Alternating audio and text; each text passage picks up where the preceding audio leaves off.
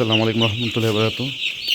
আজকে আমরা একটা ব্রয়লার মুরগির 600 পিস দিয়েছিলাম। ওই বাচ্চা ওইখানে ভ্যাকসিন করলাম, রানীক্ষেত রাজবংকারিস যেটা। এখানে হলো ওনার এখানে বাচ্চা বড় হয় না, এটার মধ্যে একটা আমরা মূল কারণ খুঁজে পেয়েছি। লিটার সবসময় ভিজা থাকে, এর কারণে বাচ্চা বড় হয় না।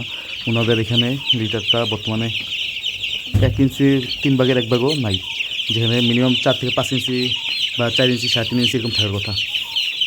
দানা যেটা ইউজ করে এটার কোনো সমস্যা না। সমস্যা হচ্ছে যে অনেক পাতলা, এর কারণে মুরগি সবগুলো ভিজা। দেখেন সবগুলো মুরগি কিন্তু ভিজা। এরকম অবস্থা থাকলে আপনারা জানেন যে মুরগি বলবে না। এই জন্য আপনাদেরকেও সবার সতর্ক হতে হবে, যেটা যেন না ভিজা থাকে। এটা অবশ্যই মোটা করে দিবেন, দেখবেন যেন মুরগি ঠান্ডা মান্ডা যেন না লাগে। যে আজকে হলো 6 দিন বয়সের বাচ্চা, এটা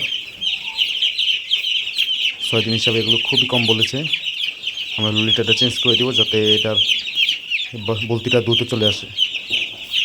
আপনি দেখলেই বুঝতে পারবেন যে এটা লিটারটা কত পরিমাণে ভিজা।